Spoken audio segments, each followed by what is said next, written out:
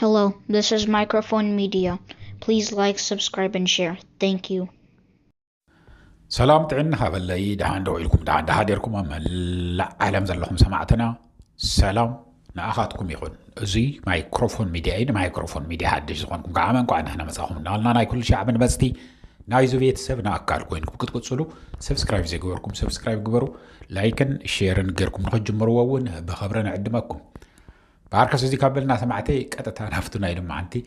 حزنا لكم بس إنا زلنا عينا كنحلف كن كل شيء عند عينا نبلكم هزبي انت مرح انتلو هزبي انت مرح انتلو ما راحتي يخطو اليوم ترديكم سمعتي فرنجي انت يبل when the people leads the leaders follow كل شيء تشجرنا عبتقرأ انت ايو ما راحتي زولونا طرحنا نقبر ثم راحتي جن بديمقراطي ندحر مريض كعميت كايم كوينكا حلقهم منيو هزبي ايو دموزهم زخفلهم منيو هزبي ايو بزخفلو قبر غيرو كمي غير يا هزبنا منقستي زخفل انتلكم مني منقستي قرشي كوي يهتمن سؤال انها تمكاي اي خم ورقت اي تكا منيو نكاب هزبي ايو زاكب قبري اكب سلازي حلقهم هزبي ايو ازي زولو زلخو مخنيا سلا زلنيو بتعمي تأيد سيلنا عنكو عدس ولكم تلزل لها خاب تقراي انتاي دستاز سمع له قال ما لو طول يخم مجمريا قلنا انا عبي نغري نحزنا مسينا ذلنا هذه تأيز بلزله هزون مسايس اني خم سمعوه قن كاب هزي جميركم لا يكبر وسمعته لكن دحر غيركم هزبنا خفلط الله هزبنا حقو سليو زي نالكو تمال انتاي لكم نيره سبر زينا إلنا زقرونا ينقر نيو عدتكو انديا تدليوا تقراي انتا اخم تقورون لهم إلنا نام مقالة دويلنا ناي عزز كافتم لعلوت عززتي سراويت حادة أزراريبنا زبالنا نقرناكم هزبنا تزحتت بفلايت من اسي بفلايت وسراوي الزنيو كل تزحتت أبدي أسبراز اللخمون تتحتتو هاجر تقراي اخم كتبلو إلنا نيرو بتقاراني خعامة اتوم ناي بوليتيكا سبات سمو ما ينقركم يلكم ين منتاي عيد النيو خنقرونا يكيلن بس ما نكمل نرخبم كفلت اي ندلن هذه انساتهم كنت هاي لمنا اي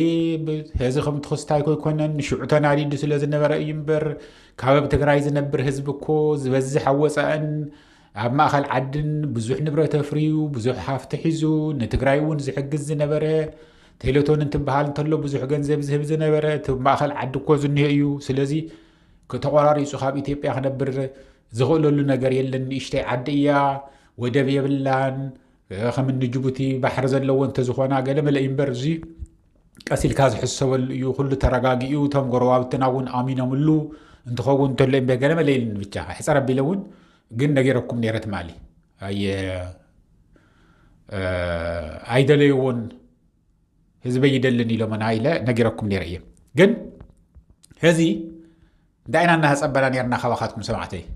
ኣብ ሙሉእ ዓለም ዘለኹም ብጣዕሚ እዮም ሕጉስኩምኒ ደዊልኩም ብዙሓት ከምዙ በቃ ልማዓንቲ ኩሉ ነገር ንውድኦ ንሕና ማይክሮፎን ሚድያ እናደወልኩም መልሲ ዝሃብኩም ኣለኹም ብፅሑፍ መልሲ ዝሃብኩም ኣለኹም بالتفلالي أنفت زي ملسكم وملسله نتزحتنا يحطه مالتيو تيغرايس هاجر كتكون ديات دليوا وزيك عمنا أنا يكونن لناكم هنا مستم أب تيغرايز النو متزرارنا يخافتم لعلوت أززتي أو كل فزخونة زلو سب وسان زخونة خفت سم زخيل إدوي خبره سمنا انتاي كم زدل زلو نخرئي زقبو إتو أب سلطان أو ناي بوليتيكا مرة حزلوون نا أتوم يخم ملستو ومزلخو سلازي تشحفت اللخمون بدم سرعات بزلو صحافي لكم تصحافكم تعميهم وحقوسكم مني قن انت انا نهصبنا يرنا 10 شي حساب كشع زريو ملسخ شع نركبنا نصبنا يرنا 10 شي نعمل هزمو ليو بوشت نريو زلنا باخاتكم تريو قسنا ولي قطرنا ጨመረ እናወሰخ ዝخيد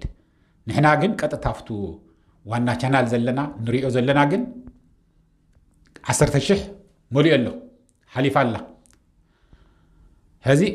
ካብዚኦም ካብዞም 10,000 እሞኖም ኣይትእሞኖም ካብቲ ከይድኩም እውን ክተንብዎ ትኽእሉ ኢኹም ብፅሑፍ ዝተለኣኸ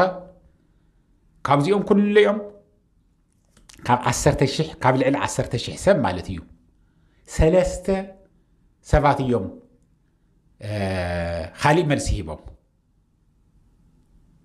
እቲ ሓደ ምስ ኢትዮጵያ ክንከውን ኢና ንደሊ ኢሉ ሓደ ወይ ሓንቲ ክትከውን ትኽእል ምክንያቱም ስምኩም እናቀየርኩም እናሓፀርኩም ስለ ትፅሕፍዎ ወዲ ተባዕታይ ጓል ኣንስተይቲ ክብል ኣይደልን ምስ ኢትዮጵያ ክንነብር ዝብል ሓደ ምስ ኤርትራ ኮይንና እንተንነብር ዝሕይሽ እዩ ዝበልኩም ዝበለ እውን ሓደ ኣየእትወኩምን እንታይ ኣትይኩም እዩ ሃጠቆጠው ትብሉ ኢሉ ዝፀሓፈ እውን ኣለ ሓደ ካልኦት ግን ዋላ ዝደወልኩም ዋላ ፅሒፍኩም ዝሰደድኩም ዋላ ብዝተፈላለየ ነገር ዝነገርኩምና 100 ዳርጋ ብዝበሃል እዚ ምክንያቱም ካብ 10,000 3 ሰብ ጥራሕ ትግራይ ዓደይ ትኸውንን ምባል ማለት ክንደይ ዝኣክር ኦቨርዌልሚንግ ዝኾነ መልሲ ምዃኑ ኢኹም ትርእይዎ እቲ ህዝቢ እንታይ ኢሉ ኣሎ ሃገረ ትግራይ ኢና ንደሊ ምዛ በስናዕ ጨናዊት ኢትዮጵያ ብመዓልቱ ኣብ በበወርሑ ክተጥፍአና ትልዓል ማንም ደንቆሮ መፅኡ ኢትዮጵያ ዝመርሓ ምድብዳብ ምጭፍጫፍ ዝፈቱ ቅድሚያ ቀዳድም ከዓመ ናይ ትግራይ ህዝቢ እንተዘየዳኺመ እንተዘይበቲነ እንተዘየጥፊአ ከንብሩነ ይኽእሉ እንታ ስልጣነይ ክትነውሐ ይትኽእልን ኢሎም ዝፈርሑ እናመፁ እንተስ ብ10 ዓመት እንተስ ብ20 ዓመት እንተስ ብ30 ዓመት እናመፁ ንዝሓለፈ ሸሓት ዓመታት ከምኡ ፀኒሑ እዩ ህዝቡን ከምኡ ክቕፅል እንደልየን ይኣክል ብፍላይ ኣብዚ ህዚ እዋን ጆኖሳይድ ተፈፂሙና እዩ ቅድም እንትብል እውን ኣብ ናይ ዓድዋ ጦርነት ግዘ ካብዚ ብዘይንእስ ካብዚ ህዚ ሓሊፍ እኒሆ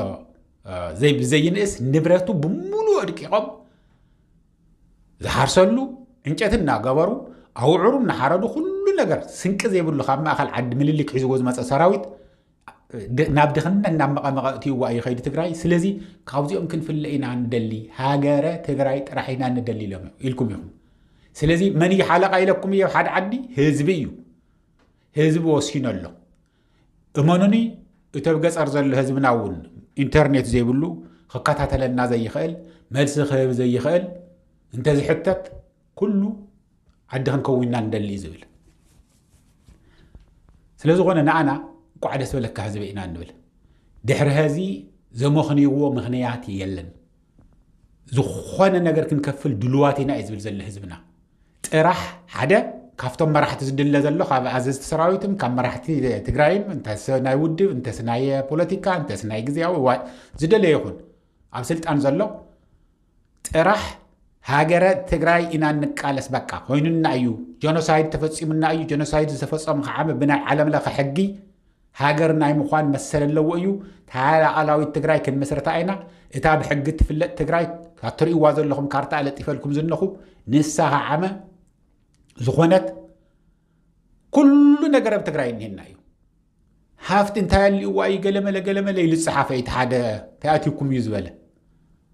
ካብ ወርቂ ዝበለፀ ሃፍቲ እንታይ ኣሎ ኣብዛ ዓለምና ኣብ ትግራይ ዘየለ ኣብ ከርሲ ትግራይ ዘየለ ምንም ነገር የለን ኣብዛ ዓለም ምንም ነገር የለን ነዳዲ እውን ክህሉ ይኽእል ካልእ ዝብረታ ብረት ካብ ወርቂ ጀሚሩ ኩሉ ኣብ ትግራይ ኣሎ ነዚ እውን ትግራይ እዮም ዝደልይዋ እምበር ህዝባ ይደልይዎ ንብል ዘለና ህዚ ከዓመ እቲ ህዝብና ወሲኑ ኣሎ ጥራሕ ንስኻትኩም ሉዓላዊ መሬት ትግራይ ኣይሂብን ኢሉ ሰብኣይ ምርጫ ከካይድ ላዕልን ታሕትን እዩ ዝብል ዘሎ ስቑኢልኩም ኢድኩን እግርኹምን ኣጣሚርኩም ዋላ ተሰልጥኑ ኣለኹም ንርኢ ኣለና ትዳለዎ ኣለኹም ኩሉ ነገር ትገብሩ ኣለኹም ግን ምእዋጅ የድሊ እዩ ድሕሪ ህዚ ንድሓር ንቐደመ ዘብል ነገር የለን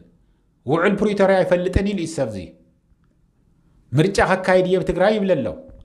መን እዩ ክወዳደር ውድብ ሕወሓት ሰሪዘያ እያ ይብል ኣሎ መን እዩ ክወዳደር እኒ ስምረት ወይዘሮ ስምረት ትማል ተፈጢረን ትማል ደሪኹም ወቲ ኮንፈረንስ ኢሎም ዘዳለውዎ 30 ሰብ እኳ ኣይነበረን 30 ሰብ ኣይነበረን እኒሄ ፎቶግራፋት እኒሄ ክንልጥፈልኩም ንኽእል ኢና እኒ ጌታቸው መሪሕናዮ ኮንፈረንስ ነካይድ ኣለና ኣብ ጉባኤ ነግብር ኣለና ግዛዕ ምዛዕ እናበሉ ዝዛረብዎ ዝነበሩ ማለት እዩ ንሳቶም ግን ምርጫ ክነካይድ ንዳሎ ኣለና ኢና ኣብ ምድላው ኢና ነና ኢሉ እዩ በዓሉ ጌታቸው ብልሳኑ ግን ህዝብና እንታይ ዝብል ዘሎ ንሕና ምርጫ ዝበሃል ነገር ህዚ ኣየልየናን ኣይ መን እዩ ምርጫ ዝግበር ልዕለይ 1 ሚልዮን ህዝቢ ኣብ ተቐደደ ኬንዳ ኮይኑሲ ንመን ወኪሉ እዩ ክምረፅ ስለዚ ምርጫ ኣብ ትግራይ ይካየድን ሉዓላዊ መሬትና ይመለሰልና ህዝብና ምሳና እዩ ኢልኩም ተልዓሉ ህዝብኹም ምሳኹም እዩ እዚ ኩለይ ተባታቲኑ ዝነበረ ናይ ዳያስፖራ ሰብ ሓደ ሰብ እኳ ትግራይ ሃገር ኣይትኸውንን ኣይበለን እዞም ሰለስተ ሰባት ኣድራሽኦም ኣብ ኢትዮጵያ እዩ ኣብ ኢትዮጵያ እዮም ዘሎ እዞም ኣይኸውንን ዝበሉ ዋላ ምስ ኤርትራ እዩ ዝሐሸና ዝበለ እውን ኣብ ኢትዮጵያ እዩ ዘሎ እቶም ሰለስተ እዮም ዝብለኩም ዘለኹ ስለዚ ህዝብና እንታይ እዩ ዝብል ዘሎ ዓዲ ክንከውን ኢና ንደሊ ይብል ኣሎ እዚ ደጋጊምና ክነፍልጦ ኣለና ሰማዕተይ እዚ ድፍኢት ክንገብረሉ ኣለና ድፍኢት እንገብረሉ ከንታ ከመይ እንትኸውን ተሎ እዩ ንስኻትኩም ላይ ጌርኩም ሰብ እንትሪኦ እንተሎ እዩ ኣብ ኢትዮጵያ ዘሎ ምንም ደሞዝ ዝኽፈሎ ገንዘብ ዝኽፈሎ ነገር የለን ኢለኩም እየ ከምዚ ላይ ግበርዎ ገለጎ እንትንብል ተለናሲ ከምዚ ኮ እዩ ሰብ ቪው ክረክብ ኢሉ ገለ ምንም ነገር ዝኽፈል ነገር የለን ንሕና ንገንዘብ ኢልና ኣይኮናን ከምዚ ንብል ዘለና ንሕና ሞያ ዘለና ዝተምሃርና ኣብ ልሙዕ ዓዲ ንነብር ኩሉ ነገር ዘለው እዩ እዩ ሓንቲት መዓልቲ ትግራይ ጥራሕ ዓዲ ትኹን ብፅባሓይታ ማይክሮፎን ሚድያ ዝበሃል ሚድያ እንተልዩ ድዕሽዑ ንዓቑና ጥራሕ ታላኣላዊት መሬት ትግራይ ትመለስ ሃገረ ትግራይ ትመስረት ብድሕሪኡ ስራሕና ወዲእና ማለት እዩ እቲ ሰራዊት እውን እኹል ዝኾነ ጠንካራ ዝኾነ ሰራዊት ዝምነያ ኩሉ መንእሰይ ትግራይ ኣብ ናይ ትግራይ ሰራዊት እያ እንተዝኣቱ ኢሉ ዝምነዮ ምክንያቱም ኩሉ ነገር ክማለሉ እዩ ኩሉ ትርእይዎም ኣለኹም ጥንካሬኦም ትዝሰርሕዎ ዘለዉ ኩሉ ነገር ክንደይ ዝኣክል ፅኑዓት ምዃኖም ትርእይዎ ኣለኹም ንኣቶም ግቡእ ዝኾነ ሕክምና ትምህርቲ ኩሉ ነገር ዘድልዮም ዝወሃብሉ እንድሕር ኮይኖም ኣነ ክኣቱ ዝብል ሰራዊት ዝህልዎ ማንም ቆላሒሉ ክሪኣ ዘይኽእል እንድሕር መፂኡ ዓመ ጭራሽ ናብ ዘይለዓላ ቦታ ክእትዎ ዝኽእል ሰራዊት ከም ዝፅበዮ እትፍለጠላ ሃገረ ትግራይ ጥራሕ ትመስረት ንሕና ሓልምና እዚ እዩ ብዙሕ መስዋዕትነት ተኸፊሉ እዩ ብዙሓት እንፈልጦም ተሰዊኦም እዮም ንትግራይ ህፃናት ቆልዑ ዝናይ ሄዚ ናይ 2 ዓመት ከዓመ ህፃናት ቆልዑ ምንም ነገር ዘይፈልጡ ሃሊቆም እዮም ምንተ ትግራይ ክብሉ ትግራይ ትስዕር እናበሉ ሃገረ ትግራይ እናበሉ እዛ ፎቶግራፍ ትርእይዋ ኣለኹም ተለጢፋ ዝኒሃ ስናይፐር ሒዙ ዝኒሆ ተሰዊኡ እዩ ኣደዋይሲ ኢሉ ኣብ ድምፂ ወያነ ቀሪቡ ነይሩ ኣደዋይሲ ኣየኻ ዝወደይ ጅግና ብግንባርካ እንተኮይና እምበር ብድሕሪትካ ጥይት ከይትወቕዓካ ኢላትኒ እያ ከይድኩም ክትርእይዎ ትኽእሉ ኢኹም ኣብ ድምፂ ወያነ ስእሉ ርኢኹም ድለይዎ ኢሉ ብድሕሪኣ እታ ኢንተርቪው ምስ ሃበ ግን ተሰዊኡ እዚ ትርእይዎ ኣለኹም ቆልዓ እነዚኦም ዝተሰውኡሉ እዩ ትግራይ ትስዕር እናበሉ እዚ 2 ዒፍ ብሓንቲ ጥይት ዝወቅዕ ዝነበረ ጅግና እዩ ንዚ እዩ ኢንተርቪው ገይሮምዎ ዝነበሩ ስናይፐር ትርእይዎም ዶ ኣንጠልጢሎም ኣብ ስኖም ሒዞም ተንጠልጠላ ጠርሙዝ ዝወቅዑ ዝነበሩ ካብኣቶም ሓደ እዩ እነዚኣቶም ዝተሰውኡሉ ንምእንተ ሃገረ ትግራይ ኢሎም እዮም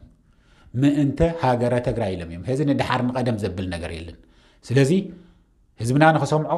ፀላኢ ሕርር ንኽብል ንኽፈርሕ ንኽርዕድ ዓዲ ኢና ንደልና ዋዕ ኢና ንዛረብ ብስሩ ምሽኩርማማ ምሕፋረ የልዮ ገለ የልዮ ብስሩ ህዚ ክወገና ክውድአና እዩ ዝለዓል ዘሎ ዝዕንዝር እዚ ግን ንሕና ዲና ዓያሽ ስቑኡ ወይስ ንሱ እዩ እግዚኣብሔር ይፍለጥ ስቁልና ንፅበለና ንሱ ስርሑ ይሰርሕ ኣሎ እሞ ጦርነት ተልዒሉልና ውግእ እንተጀሚሩ ገለ መለ ዝብል ኣሎ ህዘ ይጅምርን እንታይ ንእስዎ ንሱ ደኣ እቲ ጦርነት ዘካይደሉ ዘሎ እኮ ካብ ምዕራብ ትግራይ ዝረኽቦ ሃፍቲ እኮ እዩ ካብ ጸለምቲ ካብ ምዕራብ ትግራይ እኮ ወርቂ እኮ ጉሕጉሕ እኮ እዩ ዘሎ ሃፍቲ ብምሉእ እኮ እናውፅአ ንዩናይትድ ዓረብ ኤምሬትስ ይልእ ከሎ ካብኡ ኣፅዋሪ እተሎ ብቲ ገንዘብና ንህዝብና ይውድእ ኣሎ እዚ እናበልኩ ሰማዕተይ ከም ዝብለኩም ዘለኹ እዩ እሞ እንኳዕ ደስ በለኩም እየ ዝብለኩም ኣነ ደስ ኢሉኒ ፀሓፉ እስቲ ኩልኹም ፀሓፉ ዓመ ትፅሕፉ ተለኹም ህዚ ልክኹም ኩልኹም ተይፀሓፍኩም ኣይትውፅኡ ንምንታይ የንብዎ ኣለዉ እዮም እያ ደው ኢሎምለይ ነይሮም እዮም ሰማዕተይ ስለዚ የንብዎ ስለ ዘለዉ ፀሓፉ صبوق غيركم ملئخت تصحاف لهم نتوم مراحة تقراي زي نوال كنا هذا وزي أهلنا الشعب تغسل جزي سلام دحانو على دحان حدرو شاو ناي حوحات نعبنت حوحات سي قال عرس قتلت يا تفصم زلا أوش تام قال خوينومس أو تاودب زلاتا تجزي محدار زلوا خوينوم حوحات أو حدا خفيلهم من دوا علون ده اللو ناي حوحات مررها أو 4 تخم مقلو ومزوعلو نزيو حق مخبار زعبيا كوينا تركب كلا قالوا إفراس ريت يقبري نحنا هنا وزيخنا قربو خلنا يترف دتمو اقروخا خوينوم كفر سخات سعرو اتم برحق خوينوم تعنتو إذا قربنا يعين الشرح دا شرح زلون كنفرسهم النخللو عدل النهنا عقم النهنا مو ناوهن كتكن كللنا إنا خنا التحازو نفتانا يحوحات كالتحازا سلزلو لخي already حد عينة ونسل زخونة تغبها الزغل تحادي حوحات كمودب لم كنا أخيوا كايدا ناي سلسة معالتي orientation نيرو أو زوز ومجلس ونوزرينا عندنا أخيوا كايدو خلو كافتنا إذا حالة زحاشة خو مخانو تناي حجي أغمي تملو نقرقنا محبرة وميديا زنهي كامبين قلي ليكونن زي ردقوتهم مرحت حوحات حزون دقيمة خزارو زي ردقو تناي محبرة وميديا هاتوتو وي حقي خات قورلو وي كعا تم هاتوتو زولو هاتوتو انتي ولو قدم كامسيخا proactive لحاسيبكا قدم كامسيخا إخا حزب خات تأمن حزب خا أمنتاي درجة خمزة لخا تأمن بو درجان دحرن كيخايو تهاتوتو زول حساو مخانو تفليتو رأي إزسن حجن تايول له نعملت ناي عالم نوصد محبراو ميديا عالمس مس جنقنا انا مرحت حوحات خركب مكيرني اكل قبل يدلن بعلو عالمون تزارو سلازلو قد محزون تزاريو يحزون تزارو سلازلو نسون كقربو يدل عالم مسود ورد خوينو ويك عالم مس أبي أحمد كوينس نحوحات كفر يسرح الليل إذا حسب حلنا مهلاو ناي مرحت حوحات ناي دون قرنا وندون قرنا أيو سق موالهم مالتي أي بقى زيس من ما يجبرن بعلو عالمون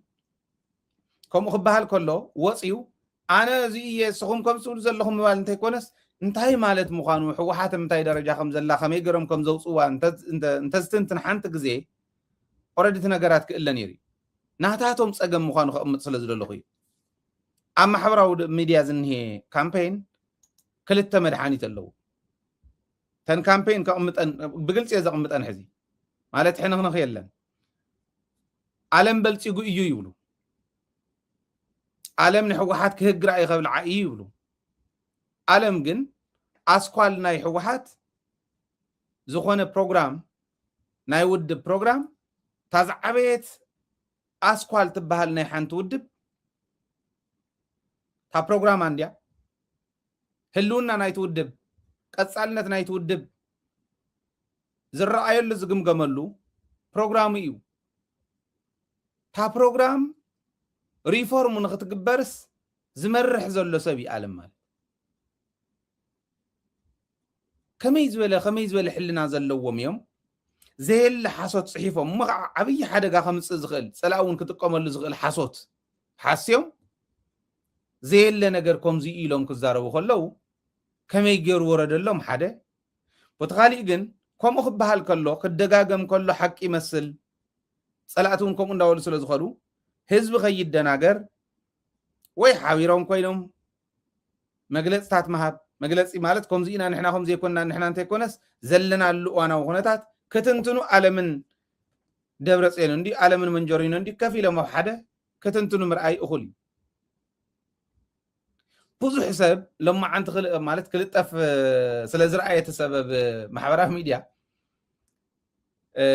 بوزو حساب دويل الله دمس تاتون إني أنت هم أخي يخون قليل فرستريشن زي زقرف اتاودب كومو عينت فرستريشن كفتر مخان فليت أس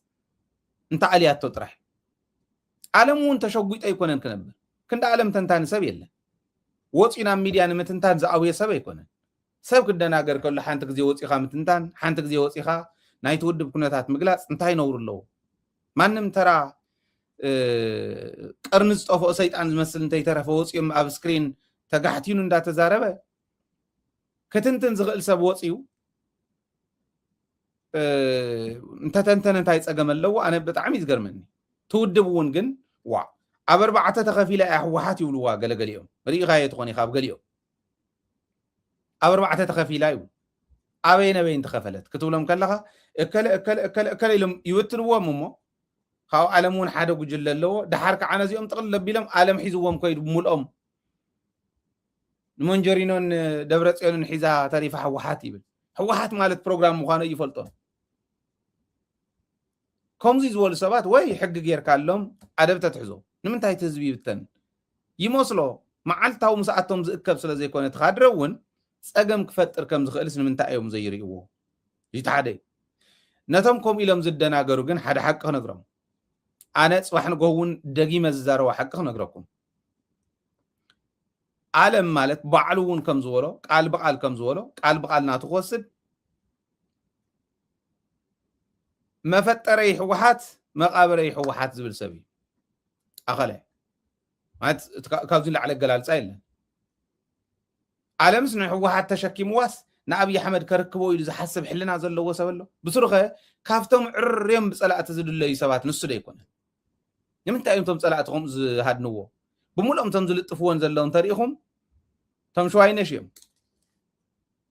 ሸዋይነሽ ንምንታይ እዮም ንዓለም ፈልዮም በቃ ዓለም በልፂጉ ኤው ኣይበልናን ዶ ይዒስ ገለ ኣብ ጎኒ ዓለም ኣለኹ ገለ ይብሉ ናይ ምብታን ስትራቴጂ ሓደ እዚ ቀሊል ከይመስለኩም ሰሎሎ እያ ተኣተኩም ዘላ ትሰሎሎ ፀገም ኣለው ውሽጥኩም ኣይኮነን ዝብል ዘሎ ዓለም ተኸራኸራ እዩ ዓለም ተማጓታ እዩ ዓለም ዝመሰሎ ቅንንዒት ዘቕርብ እዩ ካብኡ ግን ወፂኡ ምሳኻ ሻሂ ቡና ክብል ዝኽእል ሰብ እዩ ኣብኡ ንምንታይ ሓሳብ ኣቕረበ ኢሎም ፈራሕ ወዲ ፈራሕ ተኣኪቡ ሓሳብ ንምንታይ ኣቕረበ ተባሂሉ እንተኮይኑ ፈሪሖም ካብ ውሽጢ እንተኮይኑ ዘስርሕሉ ዘለው ብደንብ ጌርኩም ዓርስኩም ፈትሹ ኣነ ብግልፂ የዛረብ ዘለኹ ከምኡ እንተኮይኖም ዘዝምትሉ ዘለው ካብ ውሽጢ እንተኮይኑ ዓርስኩም ፈትሹ ካብኡ ኣደበ ትሕዝዎም እንፈልጦ እውን ክህሉ እዩ ካብ ደገ እንተኮይኑ ናይ ፀላእቲ ንሪኦ ዘለና ብግልፂ ኣብ ሶሻል ሚድያ ዝልጠፍ ዘሎ ክልተ ኮይኖም ወይ ዓለም ወፂኡ ስለ ሕወሓት ወይ ክልተ ወፂኦም ስለ ሕወሓት እንተገሊፆም ክትተርፍ ትኽእል እያ ፀላእትና ሞራሎም እውን ብቐሊሉ ዝስበር ሞራሎም እውን ብቐሊሉ ዝህነፅ እዩ ብሓንቲ ጭብጨባ ብሓንቲ ዳንኪራ ክህነፁን ክፈርሱን ዝኽእሉ ስለ ዝኾኑ ክትጥንቀቁለኩም ሕቶ እውን ዘቕረብኩም ለይ ኣለኹም ሰለድኩም ለይ ኣለኹም ዓለምስ ናይ ብሓቂ ከምታ እቶም ሸዋይነሽ ዝብልዎ እኒው እንተዘይኮይኑስ እታ ኮይን ዳኣ ንወዲ ወረደ ዘይሕዞ ኣደብ ዘየትሕዞ ወዲ ወረደ ዝኩሉ ሕወሓት ከፍርስ እንዳፃዓረ ይብሉ እዚ መልሱ ቀሊል እዩ ዓለም ኮም መኻር እምበር ናይ ወዲ ወረደ ሓላፍ ኣይኮነን ወዲ ወረደ እንተደልዩ ለማዓንቲ ክስንዮ ዝኽእል ስልጣን እዩ ዘለዎ ኣማኻሪ ናይ ወዲ ወረደ እዩ ተዘይደልይዎ ለማዓንቲ ተሰኒኻ ኣለኻ ብገብረ ማርያም ዝበሃል ወልደ ማርያም ዝበሃል ቀይረካ ኣለኹ ክብሎ ዝኽእል ስልጣን እያ ዘላት እዚኣ እውን ፍለጥዋ ግን ኣነ ማለት ብዙሕ ግዜ ቶም እናኣምኖም እንሪኦም ሓደ ሓቂ ክነግረኩም ሕድሕድ በዓል ስልጣን ናይ ማሕበራዊ ሚድያ ጀልየ ኣለዎ ንፈልጦም ስለ ዝኾንና ንፈልጠኩም ኢና ክትዋረድ ኢኹም ከይነዋረድ እውን ከይንብተነ መኸተ ስለ ዘለና እንዳበልና ኢና ንሕና እውን ዓርስና እንዳለዋህና ንኸል ዘለና ነዚኢኹም ከምኡ ትገብሩ ስልጣን ዝደለዩስ ስልጣን ክሕዝ ዝኽእል ህዝቢ እውን ዝደልዮ ሰብ እንዳፀለምካ ምኻድ ክህሉ እዩ እዚ ብጭቡጥ እውን ንፈልጦም ግደፉ ዝበልናዮም እውን ኣለዉ ትወዲ ግን የለ ነፍቲ የለፍቲ የለ ብስራሕ እዩ ዘሎ ታውድብ እውን ኣብ ስራሕ እያ እኒኣ እንታይ ኢኹም ትኾኑ ዘለኹም ወይስ ካብ ውሽጢ ኢኹም ተልእኾ ዘለኩም ታውድብ ክትፈርስ ተፈራሪምኩም ላ ኢኹም እዚ ኣደብ ክሕዝ ክኽእል ኣለዎ ዝብል ስለ ዘለኒ ካሊእ እውን ሓደ ሓቂ ክነግረኩም ሕድሕድ በዓል ሃፍቲ በዓል ስልጣን ጀልየ እውን ኣለዎ ኣብይ ኣሕመድ ኢልዎ ነይሩ እዚ ቅድሚ ሕዚ ሓቂ እዩ ኣብ ኢትዮጵያ ዘሎ ኣብ ትግራይ እውን ኣሎ ሕድሕድ በዓል ስልጣን ናይ ማሕበራዊ ሚድያ ነጥፍ ዝኾነ ቲዲኤፍ ገለ እንዳበለ ዘፍረዮም ፎሎወራት ሒዙ أنا كم يخبر الكائن داله كم هسان شرور داولهم زخيد كم هسان زتالو لهم بباجة حزب زتالو له حلفت له حد بعلها افتقاعة بعل سلطان جليل له حد بعل سلطان مجاب زخانة بعلها افتل له إزي أسوروه ما نمناي محبراو ميديا نتقافي محبراو ميديا أكتيفيست زوروا وقدا قدني أكتيفيزم مالت نقيحها منقح مالتي دونقيركا مدنقار مالتي يكون دونقيروم زدنقرو حدث انتاي لنوسيلكا نشتنون فشخ كنبلالو أكتيفيستيه كمزي يلو بقى أبلع الدبيت زغر زلو أبلع له هايله زغر زلو أكتيفيستيه كمزي قبري الرخوني الومس دحر نسلسة الرخي ومنا أي فلطن أنا كمزي يبلني أكتيفيستي غاوة دحر كمزي قبر كمزي سوق دفو سلنا هنا قدفو نهزوخات قالس أكتيفيست نتاي مالتي يليو أي بقى خلكا حزي سوشيال ميديا زمصو كمزي انت أي سرح قايلي سرح يولن درجة خان قرن تمرت قايليس أي أنا قا أبرو عي كفلي قاريصة خيدان يرنا وزعد بلني نقدم وكيره كاو أبيمن كوابس بجزع سحيتو مني تاي أتدو جزعرو كبل خمسة سحيتو مني تمليسة حزي أكتيفيست خوين اللهو أكتيفيزم كم يكون فيسبوك اللي فولورات اللون زخون نجار كل تفلكم مالت صبغي أكتيفيستات يكونكم من السخوم أكتيفيست مالت نقي حزنك منببي زنبب زردو أمبي وتردي وخرد زغل تغير زغل نقي حزنك مالتي أكتيفيست مالت هيمان رايتس ترديو نا هيمان رايتس أدفوكيت كوينو نايدك أنستيو مسل ترديو مسل دك أنستيو كخبر أدفوكيت كوينو زخيد زي أتم أبنتاتيو نهزان كوني خل نعد كوني خل قنت ترديو كاخترد لك دنقيرهم زدنقر دناقر فلور سلازلوهم ناي ملقيبا ناي بعل سلطان دار أي زخرو لقاب زخونا أمرو زلوهم كم زبها الأكتيفيزم يلي سرعاتها تحزلنا أنتم تمرحو كنبل كنكلا لنا زي عبي عشنتيو عبي عنواتيو زخونا فيسبوك لايك شير كركب حاسوت اند حاسو زوع السب أكتيفيست ندالكا تصوع انت خوانكا تقاقي غالها أكتيفيست مالتكم تزول كوصلو زخونا مالت سلازي يزين رأيو سلازي أفتاني عالم حتى تاتون سلسلتكم لاقي بزي درجة قريبايو تغكل يكونن عالم أبوت قول له تاود ببوت الله أوش تخونكم حجر قرتول عقم زيبلكم سبات بمفراي بحاسوت بجنزب سب جزيئهم فيسبوك بوست تلطفكم زي حدا عندهم أو حسب تتوون صبغ نيرو حزازيا ناي تحتاي ما يجوز بهال حزون بيت مغرز زخونا سقوم تتزي وسيلو حواحات زخونا سقوم تتزي وسيلا بسبزي ملقيت هايلي إزبها تحتاي ما يجوز بهال وردا إزمرح أب مقالون سرحني رويه وحايلون قد صريح خيدا وعدوا معات قد سرح زلا جزء سرح زلي نداري يلن نسوس تقوم نداري نايت وردا جنزب يلن نسوس تقوم يستات إنفستيجيت نقول لنا تايجني ويل تايجرنا خم مقارنة يفلتن ديفيد ميديا أنت زي وريدا خاف ساتلايت سي بقى قمنا قرر كنسرحين خلني ويل حقوي ونليبا صار ليبا سلزغونة صار باندا سلزغونة زاميديا كتموت أخت كليا شرز جورنا يو أنت شون جورو زلنا تحتاي ما يجون كنكر سلنا نخل ساقي عندي عدوا زلوا حايل زلوا خالي زلوا مستر كي يوصندي وردا مرح أكل أمو أبزح حزنا يحوحات أخيواون أبزنا يجزاو محدارون النهي يقر مكة كفيل بك يسرح النهي خندق زعزون سبقن تكالب كند مقوام جبا هايل زمو ولاس كم زحدا دون قرز ولا زنبر صرا دبيت صرا هايلن كخد كلس دبيت ميديا ختم حلاله فلوايبل نابدا نخاخ تحلفها هايلن دي مسريتوا نابيك تحلفها نهزبو خق على سيلي مسريتوا خم هايله صموق الكا ميديا مسريت كان نهزبو خام كلاسيك قال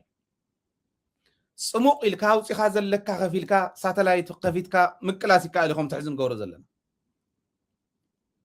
مسريتو نهزبو زلقسا ميديا جن إحدى كاختوس رايت غل كن ديدون قرون هنا يمسلك توردا من محدر جن ديويت ميديا أنت زي وريدا بقى سلام يلني سلام يهلون اللي بحقوي جن تزقربوا زلخو ወረዳ መማሓደር ኢሎም ዝመደብዎ ሕወሓት ወረዳ መማሓደር ኢሉ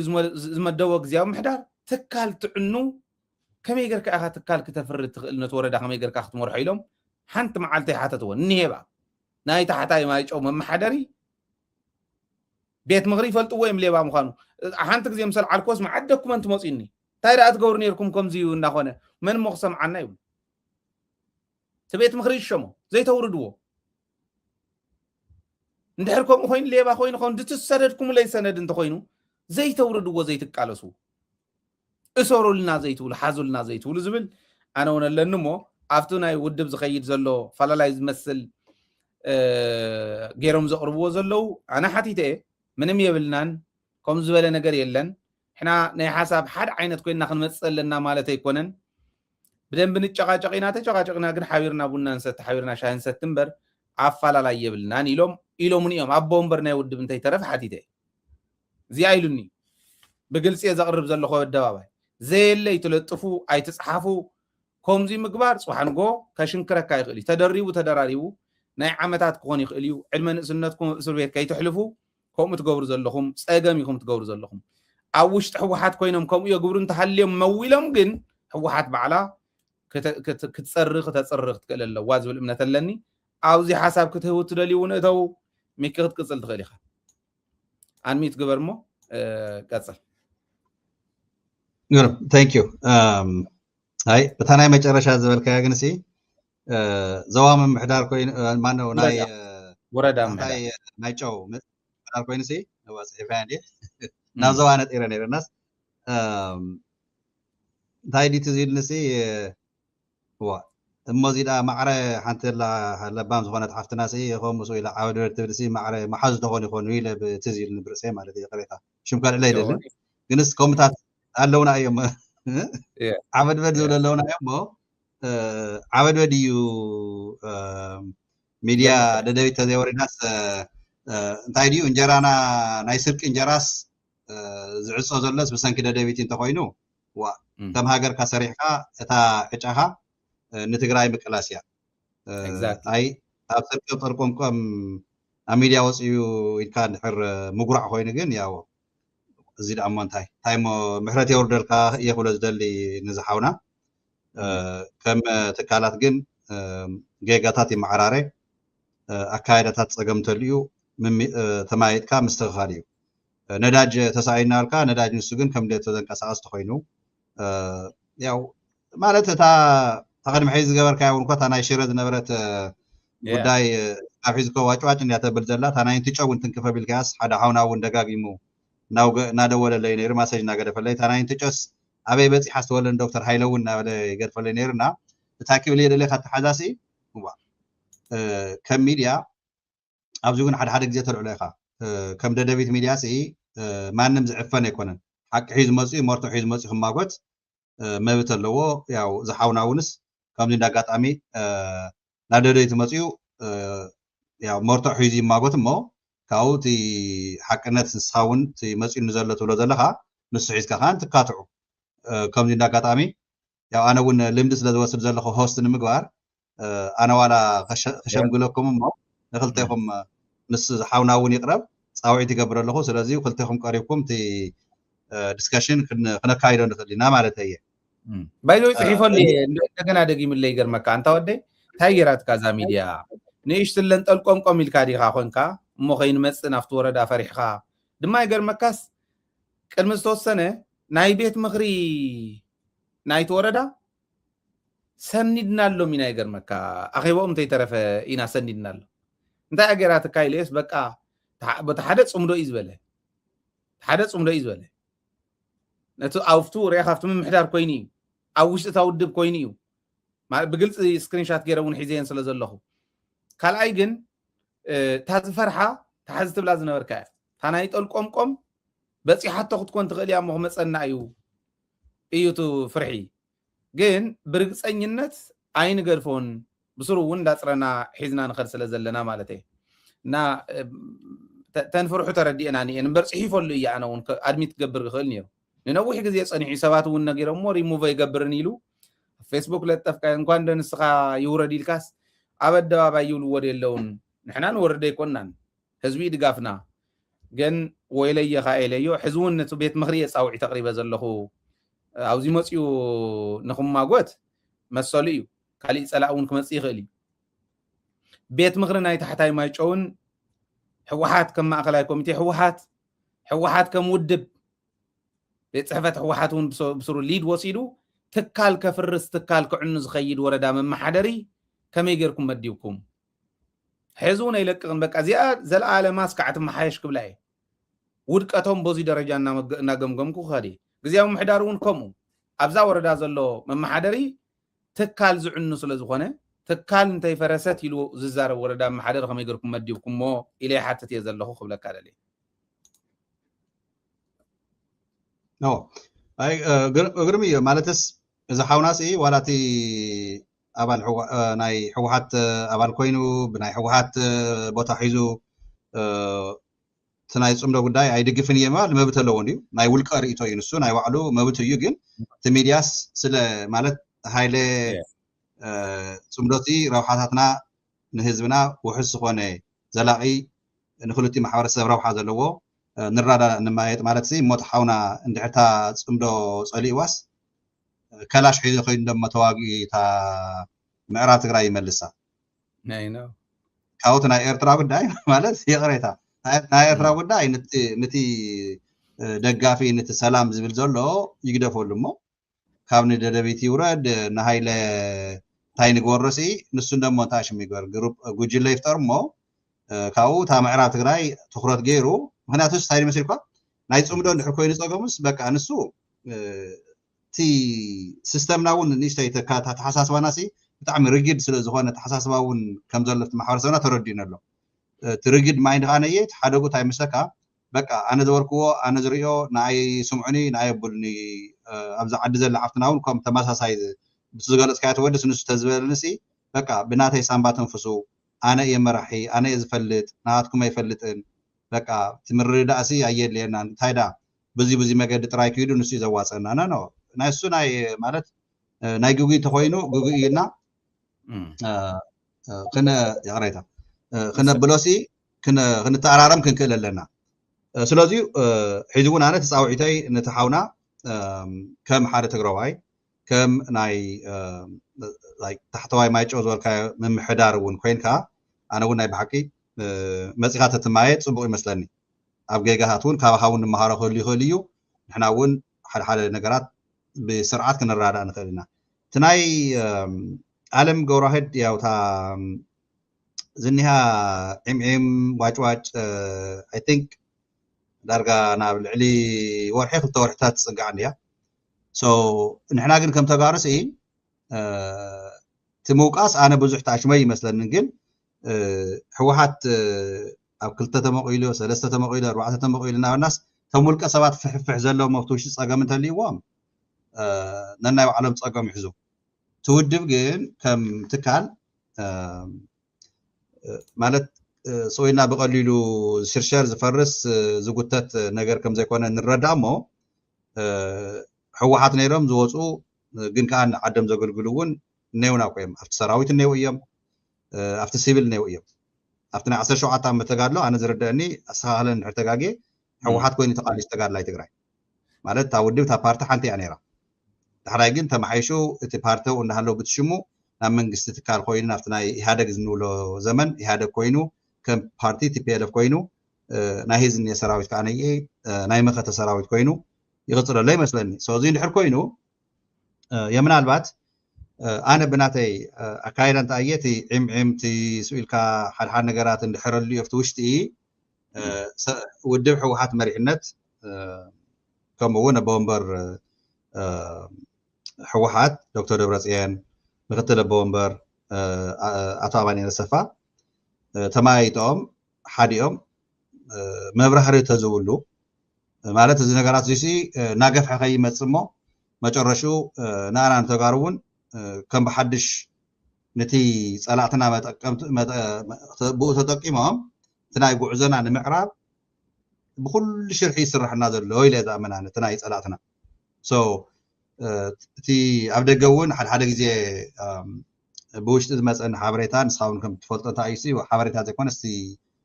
كمزي ممخار مميات تصد ليتلو اي صبوق ارس قارز لهم ግን حد ነገር ከምዚ معراريو انا عين عغانيه مخري سلازيو عبيتي حواتنا عرفنا يودي حوحات مريحነት ነው صقمات وشتي يلن يلوم حد شمون الكا نركا كم زي اللوم سم فلاي نحر زيليو ኣብ ጽቡቕ ደረጃታት ምርዳእ ከም ዘሎ ምስ ግዝያዊ ምሕዳሩን ቅድሚ ሕዚ ኣብቲ ናይ ዝም ኣኼባ ዝነበረ ሰሚዐ ኣነ እውን ሶ ግን ብጥርጣሬ ስጋት ዘለዎም ሰባት ግን ብኣክቲቪዝም ፈሎወራት ዘለዎም እዚያት ክልዓል ተለካ ንሲ እቲ ተሓደጉን ትረውሑን ከንታይ እዩ ኢልና ተሪእናዮ ንሕና ተጋሩ ናተሻራሸርና መጨረሹ ኣጀንዳ ናይ ጸላእቲ ባዕልና ንባዕልናስ ተናቑርና መጨረሹ ፈሕብትን ከይንብል ግን ክንጥቅዖ ኣለና ባህል እየ እዚ ንኸውን ግን ሓደ ኩሉ ግዜ ግዴታ መልሲ ሕወሓት ንኩሉ ነገራት ክትህብ የብላ ግን ኣብ መሪሕነት ፀገማት እኒሄ ተባሂሉ ተደጋጊሙ ዝወፅእ ነገራት ግን ሕፅረ ኣቢሉ ዋላ ሳመራይ ዝኾነ ስቴትመንት ማለት ድማ ኣሎ የለን ምባል የድልዮም እንታይ ድዮም ገብሩ ዝግባእ መስለካ ንኣብነት ሲ ከምቲ ዝበልኩካ ኣስኳል ናይቲ ውድብ ዩቱ ፕሮግራም ኣስኳል ናይቲ ውድብ ክመርሕ ተቐመጠ ሰብስ ከመይ ጌርካ እዩ ከምኡ ክበሃል ዝኽእል ኣይ ከምዚ ትበልዎ እንተድካ ከዓመይ እስካብ መባኣስ እንዲ ዝኾን ከም ኣነ ንኣብነት ቤት ፅሕፈት እቲ ውድብን ዓለምን ዝኾነ ኣሳይመንት ተዋሂቦም ከፍ ኢሎም ሰሪሖም ብደንቢ ንፐብሊክ ዋላ ዝቐነ ናይ ሕወሓት ኣኼባ እውን ክኾን ይኽእል እዩ ሓላፍነት ተዋሂቦም ኮሚቴ 2-3 ዘለዎ ጌርካ ብሓባር ኮይኖም ወፂኦም ክሪኦም ከሎ ቀሊል ከይመስለካ ነቲ ህዝቢ ዝህቦ ዕረፍቲ ማለት እዩ ሪሊፍ ይህቦ እዚ ገለገሊኦም ኣብዚ እውን ይርኢ ኣለኹ ዓለም ስለዝኾነ ከለ ስለዝኾነ ኣይኮነን ኣብታ ውድብ መሪሕነት ዘለው ስለዝኾኑ ፊገራት ከዓዮም ፊገር ኣለዎ ዝኾነ ይኹን ውድብ ኣደመ ኢሉ ክመፅእ ከሎ ፀላኢ ዓለም ደብረፅዮን መንጆሪኖ ማለት ሕወሓት ማለት እዩ ኢሉ ኣይኮነን መራሕቲ ኢኻ እንዳቐንፀልካሉ ትኸይድ ሕሰብዎ በዓል ስዩም መስፍን ኣባይ ፀሃየ እንተዝህልው ነይሮም ሕዚ ከመይ ዝበለ ናይ ፖሊሲ ጋይድ ማሃለወና ነይሩ ማንም ተራ መፂሑ ሕዚ ፍቲ ፀሓገርገር ክብል ከለኹ ትርእይዎ ከለኹም ፊገረ ይሰርሕን ከይትብሉ ኢለ እሞ ተኣነ ዝብሎ ዘለኹ ሕዚ ስኢልካ ሸለል ኢልካ ምሕላፍተ ይኮነስ ዓለም እውን ወፂኡ ስለቲ ውድብ ኢንተርቪው ክገብር እንተዝህብዎ ዕድል እንተዝውሃብ ዳሴ ሕወሓት ማለት ኣብ ምንታይ ከም ዘሎ ክፍለጥ ይኽእል እዩ ብመግለፅ እንተይብካዮም ግን ኮነ ኢሎም ሰርሕዎ ስለ ዘለው ንዓኻ ማኒፕሌት ገይሮም ክኸዱ ይኽእሉ እዮም ኣጋጣምታት ምጥቃም ይኽእሉ እዮም ንምባል እዩ እንደገና ካሲ እቲ ሕገ ደንበ ሙሉስ ንእሽተይ ተዘማሓይሽዎ ኣብ መሪሕነት ዘለዎ ሰባት ነቲ ውድብ ዘይጎድእ ግን ከዓ ተናቢብካ ሓደ ግዜ ውፅእ እናበሉ መግለፂ ንምሃብ ሓሳባት ንምምላስ ንምንታይ ብጣዕሚ እቲ ኣንተ ዝበልካ ኮ እቲ ኣካይዳ ብጣዕሚ ሪጊድ ዝኾነ ሲስተም ተቐመጠ በቃ ብታ ፅሑፍን ብታ ተማይጥካ ወሲንካ ተዘይኮይናስ ካብ ኣንላዕልስ በቃ ሓደ ኣባል ወፂኡ ሓሳብ ተሂቡ ወፂኡ ትክክል ኣይኮነን ኢሉ መግለፂ ተሂቡስ ዋ ይግምገም ተገምጊም ካነየ በቃ ይንቀፍ ማለት እዩ كما يعني رقدم غير مكة هيسن قليسن زبها نير حال تاريخ كنقرا كاو حتى كويس خمي كوي خمي لهم انا فوتو غداي يمليني بغين ملاتس انا دلخ هاجر وا مانم كونغرس نيونا سنت نيونا بريزيدنت نيكا وا اب امريكا باي ذا واي كم ديت وصيو حساب زي يجلس تاشمو يو دانيا حساب يهبن ፖለቲካ ይሁን ኣብ ዝኾነ ጣልቃያት እንጠቅላላ ኣብዳኛው ባያዝነስ ወኸይህሉ ንሱ ማለት ማእኸል ስለ ዝኾነ ተርጓሚ ንኽልቲኡ ወገን ባላንስ መግበር ስለ ዝኾነ ትክክል እዩ ታይ ነይሩ መስለካ ንሕና ዋላ ኣብ ዝኾነ ይኹን ዋላ ቤት ትምህርቲ ዋላ ካሊ ናይቲ ውድብ ባህሊ ይኣቱ ነይሩ እንዲቱ ፅቡቕ ናይቱ ኣብ በረኻ ዝነበሩሉ ሂስን ግለ ሂስን ዝበሃል ዝኾነ ሓላፍነት ተዋሂብካ እንተኮይኑ ሂስን ግለ ሂስን ትገብር ሂስ ትግበር ንቀደም ግለ ሂስ ትገብር ማለት ዓርስኻ ትነቅፍ ማለት እዩ ናተይ ጉድለት እዚ ጠንካራ ጎነይ እዚ ጉድለተይ ከስተኻኸለ በዚ ኢልካ ተቕርብ ካብኡ ሂስ ትግበር እንታይ ማለት እዩ ትንቀፍ ከዓበቶም ብፆት ካብቶም ከባቢኻ ዘለው ንኣብነት ኣብዚ ንሰርሕ ኣለና ኣብ ደደቢት እናሰራሕኻ ስታይ ፀገም ጎደሎ ዝሰራሕኻ እየ እንታይ እዩ صبغ صراحة ينتا إلكاس نقدم قل له يستقبر نسخة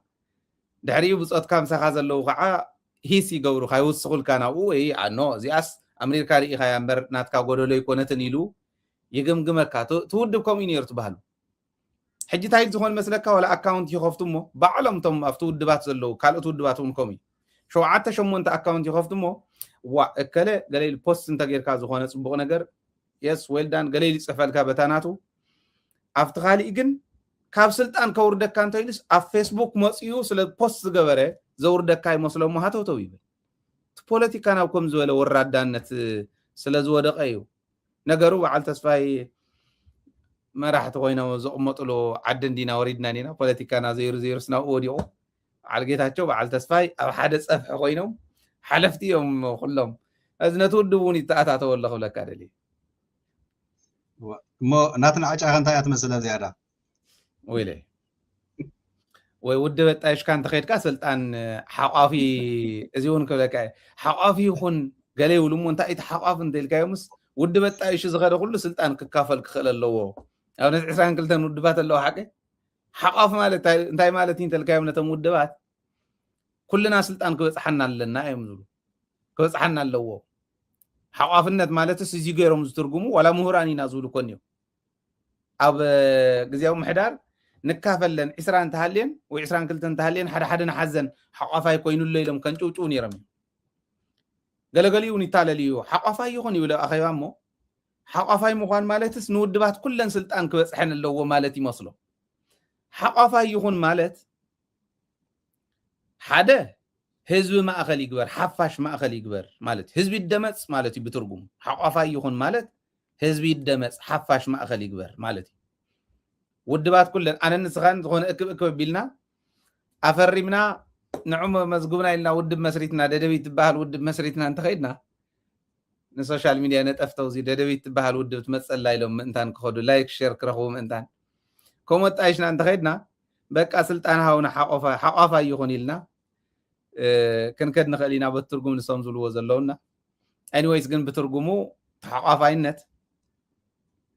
حزب ما اخلي يغبر حزب يدمص مالتي حزب يتحقف دمص كله يتحقف يسمع مالتي ينبر سلطان يحاز مالتي يكون ازين بل منالواش مزازه مقمطلو موتا ساعتنا ندارعنا كن بزيهم زاز ما تحق نساس لزنبرتي انا نو حزب ولا ساعات وسيده عنتوي ز تنتنكوا مسرون حتى سلاز مصني زترفه كن ملء مو خنزازم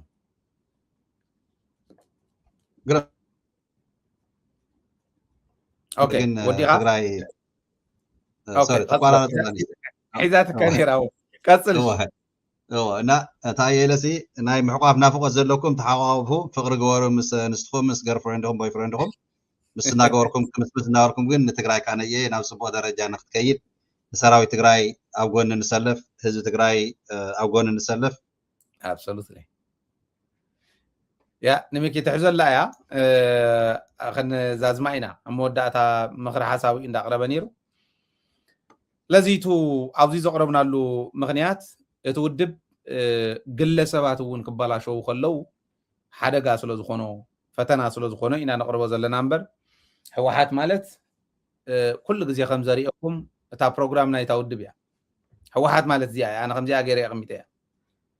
ነዚ የንብባ እየ ናይ ካልኦት ውድባት እውን እኒአኒ ናይ ኩለን ስደዱ ለይለ ናይ ኩለን ሒዘ እየ ለዚ እቱ ትካል ከም ትካል ህወሓት ከም ህወሓት ሓደጋ ከይወፅሑ እንድሕር ኮይኑ ሓለውቱ እቶም መራሕቱ እዮም ሓላፍነት ኣምፅዎም ኣሎ ግዜ ኣምፅዎም ኣሎ ከም ዕድል መፅኦም ኣለዉ ንሶም በቃ ካብ ሰማያት ዝነጠው መላእክቲ ኣይኮኑን ለዚ ኩሎም ተደጋጊፎም ናይቲ ሓደ ጎደሎ እቲ ሓደ መሊእዎ ተደጋጊፍካ ንቅድሚት ንምስጋር ክጥዕም ምእንታን እቶም ዝሕስው እኒው ዘታልሉ እኒው ዝብትኑ ዘለው በተንቲ ኢኹም ኢልካ منقار قرم سلو زخونه إنا زي نقربو زلنا لذي بازي درجة تردقوه نتوم حسوت قنا حسوت ولوهم أنا بعليه حاتيته سلو زخون كو زقربكوه لما عندي أظن حادث كبار لني مثلا هاتو توزول مالتنا من الباشون كافتم سلطان دلي تخون غالي أبار يلو صحبه زنا ورا قرم سلازي كوني كافتم وشتي اكاونتم ديستراكت جبرك ايدليو I know يري اندي زلخو يمهرنا يم بايزو يتم صبق زصحفو ولا بصقام يكون بيمان يكون قوم ነገር ዘለዎ ጽሕፍ بكل يمركاي هاتوتو زول انت خوين ግን ዲስትራክት ይዝገብርና عيط راح تكونس نتخاتات ላይውን ለዚ በዚሁ ክንዛዝሚና ኣብ ቀጻሊ ካልኦት መደባት ኣጠናኺርና እስካዕ ንምለስ ሎሚ ምሳና ጸኒሕኩም ድለዋትና ስለዝተኸታተልኩም ደደቢት ሕርያኹም ጌርኩም ናይ ደደቢት ምድላዋት ንኩሉ ንክበጽሕ እውን ስለትገብሩ ደደቢት እውን ስለትድግፉ እዛ ትካል እዚኣ ክትዓቢ ድምፂ ህዝቢ ትግራይ ኮይና ብዙሓት ኮይና ተባዚሕና በብተራ ገሌና ዓረፍቲ ከድልየና ከለውን ንሱ በፂሕና ንክንቅፅል ትገብሩ ዘለኹም ትድግፉ ዘለኹም ካብ ውሽጢ ዓዲ ይኹን ካብ ደገ بلبينا أنا مسجن تكالاتنا خيودكا تولتن ودبات خيودكا التحلو تكالي أخذ كونزل لوا دمس حزب جن كسمع أخهم تعنتو يزول كوا يتقبر تكال كوينا أخذ كتصلي على دبيت محجازن نايد دبيت صراحة مفلات إن كيت سنفو ببزل لهم السلام يخون لكم سلام عاوتن كعام سجنا حزبنا أخوان ناي كل جزء صراحنان تمنيتناني تقرأي تعوت